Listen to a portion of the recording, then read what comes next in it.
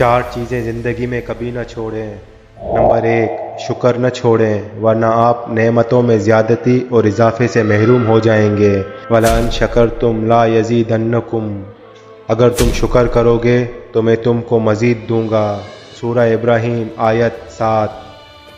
Number 2، اللہ کا ذکر نہ چھوڑیں ورنہ آپ اس سے محروم ہو جائیں گے کہ اللہ آپ کو یاد رکھے۔ فَاذْكُرُونِي أَذْكُرْكُمْ، تم میرا ذکر کرو میں تمہیں یاد رکھوں گا۔ سورہ بقرہ آیت 152۔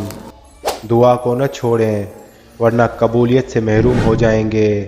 ادعونی استجب لکم، تم مجھے پکارو میں تمہاری دعا قبول کروں گا۔ سورہ غافر آیت 60۔